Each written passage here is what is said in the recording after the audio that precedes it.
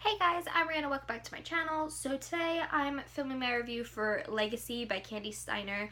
I ended up receiving an ARC, so thank you so much Kandi and her team for sending it to me. I absolutely love this series. It's actually on my Kindle, so I don't have physical copies of this series yet, but this is book 4 in the Palm South University series, and these are the new covers. This series is literally to die for, so I figured I would do just a quick overview before I spoil, because again, this is book 4. So basically, this book takes place in a college called Palm South University in South Florida, and it's pretty much written like a Netflix show. I always have been telling my friends, if you liked the show Greek that was on Netflix and that was on TV, you'll love this. It's just so good. There's so much just stuff that happens in this book, and I love it so much. It's literally for every person that likes romance, there's a different trope for you in here. I just absolutely love this book, and Kandi is just phenomenal. So basically, this is a lot of people perspective. I don't know how to say that, but there's like multiple people talking in this book, so you get to see like a million different lives, but the plot continues, and I love it. You get to see the sorority perspective, the fraternity perspective, and people that aren't in either, so the non-Greeks, and you just see like everyone. It's like a very big community, so you see all that happening, and I just loved this book so much. And yeah, so that's all I can really say for the non-spoiler section. I definitely recommend reading the first book, which now is Rush, because she changed the cover, so they all have different titles technically, but PSU 1 is Rush, and it's so good, and it's written in episodes, so each episode, like, it goes really, really fast. Like, I read this book, I mean, it took me a while because I was in Florida, but I think I read it in like 2-3 days, probably 3 days, but normally I read Kandi's books in like a day, like the Palm South University, because you just fly through them. Totally like Netflix. I'm trying to think, if you pretty much like any MTV show, you'll like this. It's just so freaking good. I love it so much. And if you guys have read it, I would say my favorite characters written are probably Cassie and Bear. Now, Cassie is pretty much me in a person. Like, she is me. Like, everything that's happened to her totally would happen to me. Like, everything. She's a she's a science major, and I'm gonna be a science major. She's like just me. Like, I love her so much. And how Kandi wrote her, I can't talk today, how Kandi wrote her, just, I felt like I was in the book. It was just so good. And Bear is just a beautiful human being. Like, I love him so much. His real name's Clinton, but everyone calls him Bear because he looks like a bear. I just love his character. He's such a sweetheart, and everything about it. But yeah, I just love it because you get to see the Greek and fraternity life and just everything crazy about college. And she talks about, so there's different tropes. So there's like an office romance, friends to lovers, enemies to lovers, blah blah blah. It's like 5 million tropes. And there's also a lot of specific things that she talks about in here that can happen in college. And I'm being very vague because I don't want to like give it away, but if you've read it, you understand. Like, it's very realistic, if that makes sense. I mean, I haven't been to college, but a lot of the stuff she talks about have been in the news, so I thought that was really good. Oh my god, I can't really hold this Kindle. Okay, we're gonna hold it in the corner like that. Okay. Yeah. But okay, so if you guys have not read it, I definitely recommend going to read it if this seems up your alley, and leave now because it's going to be the spoiler section, and I don't want to spoil you because, again, this is book 4, but I love all these books equally. Book 2 is definitely my favorite. I gave that one a 5. I absolutely love it. So bye guys, see you guys later. So okay guys, if you've read books 1 through 3 and want to hear my spoiler thoughts, this is it now. I ended up giving this book a 4.5 out of 5, and I'll talk later on about why I gave it a 4.5 instead of a 5, but I broke each one up into episodes, so I'm going to talk about each episode first. So episode 1, I really enjoyed episode 1. It opens up with Jess's POV and like the frat rush, like the fraternity rush. So it takes place in the spring semester right now, I think. So it takes place in spring semester. Yeah, because I think sorority rush is in the fall. I think. I could be wrong.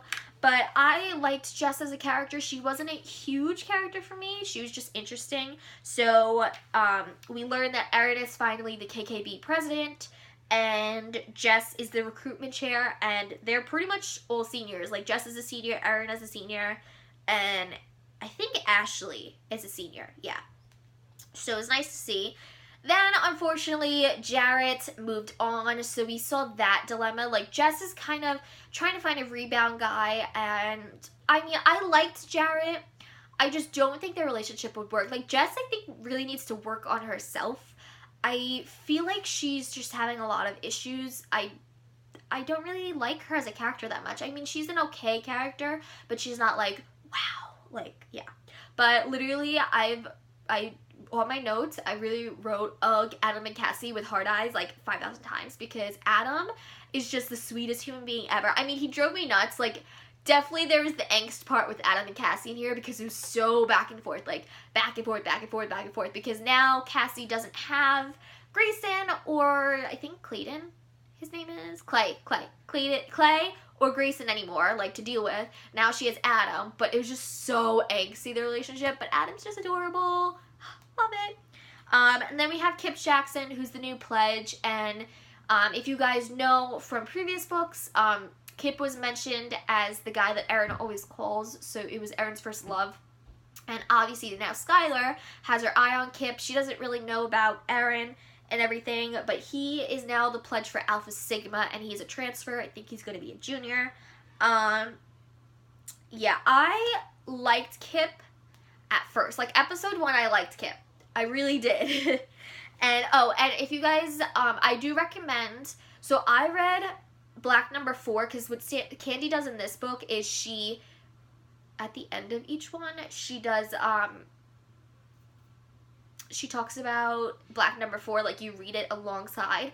I recommend either reading Black Number 4 at the same time as this book, or reading it after, because it is very similar, but they kind of expand on Kip and Skylar's relationship. And then pretty much Erin is like an idiot. Like, the reason why I didn't give it a 5 is because Erin was just driving me nuts. Like, I understand what she went through in book, I think it's book 2, book 3, book 2, one or the other.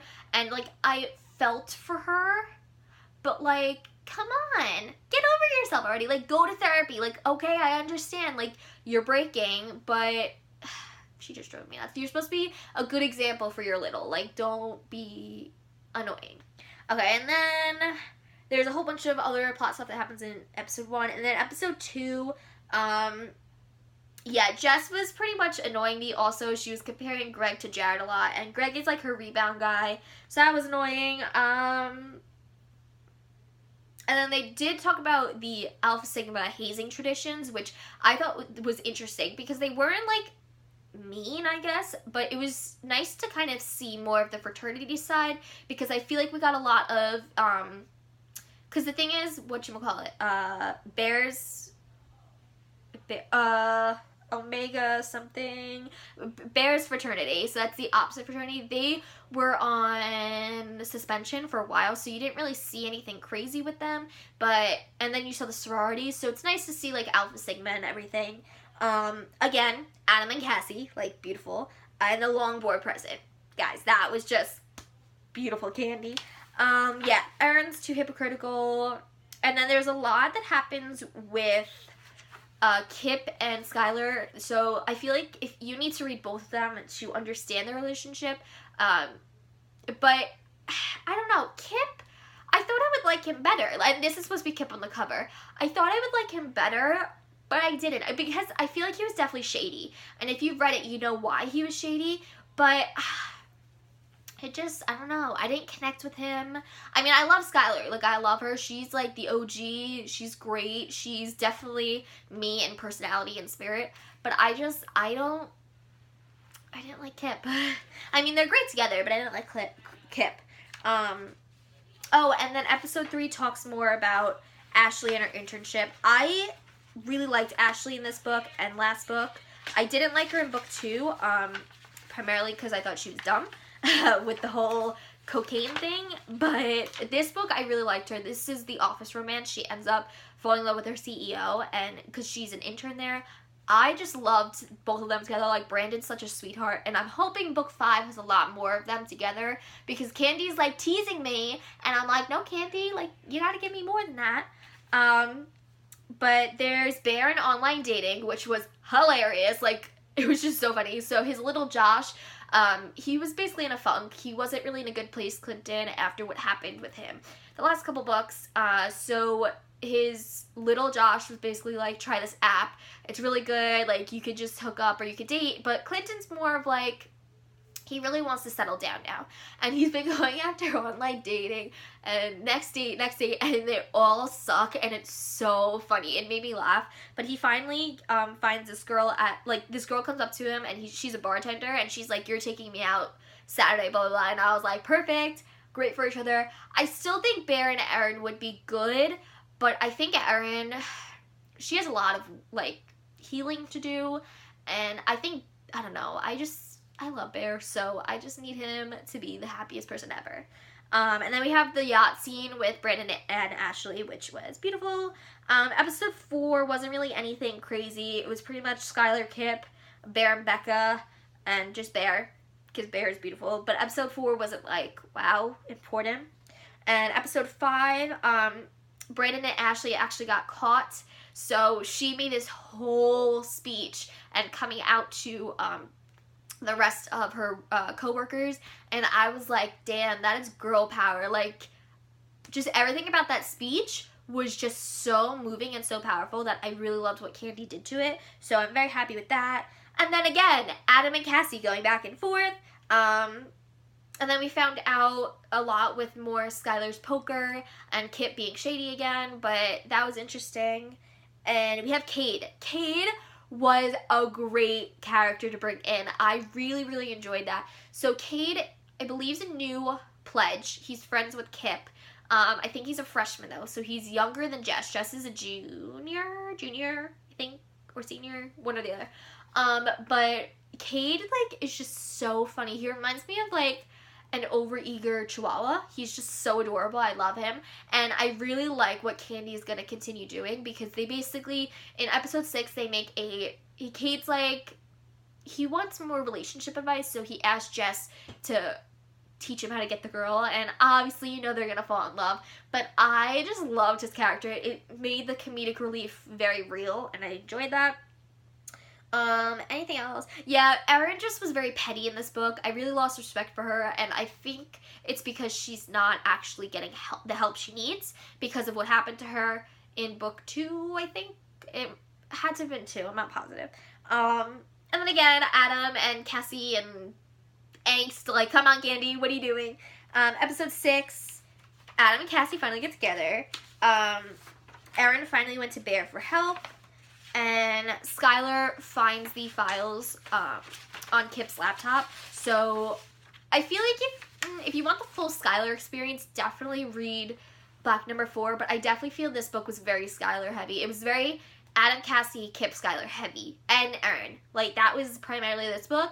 And I wish we could have gotten more Ashley and Brandon, because, again, I really come to like her character. And then there's a whole thing with the ending poker tournament that I don't want to spoil, but there's that.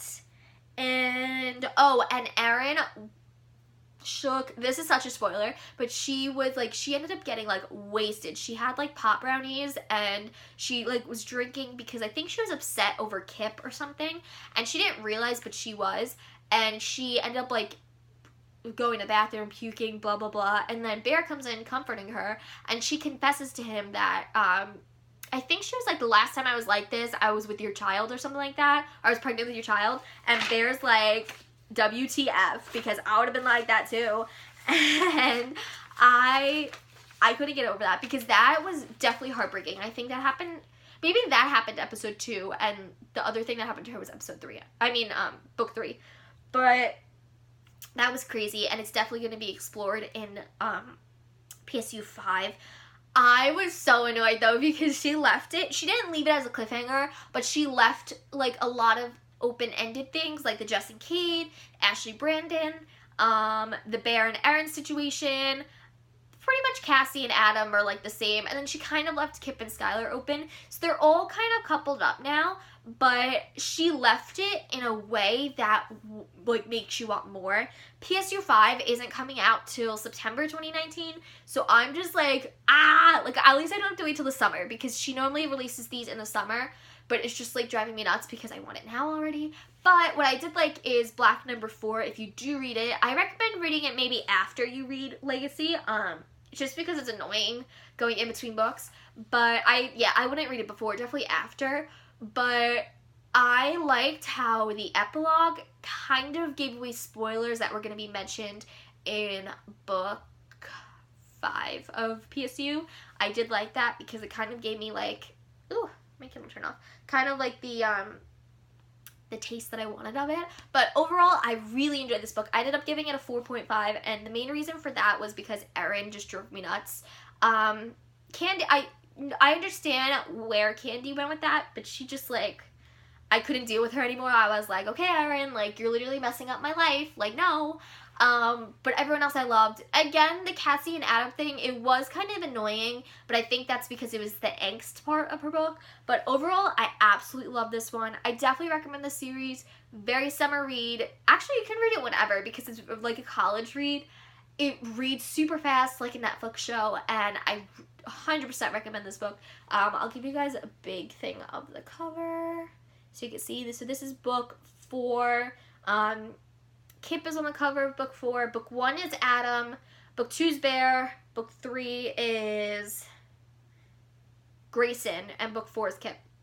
But yeah, I 100% recommend Kandi Steiner. She's like literally the queen of this book series. And this is like probably my favorite college romances I've ever read.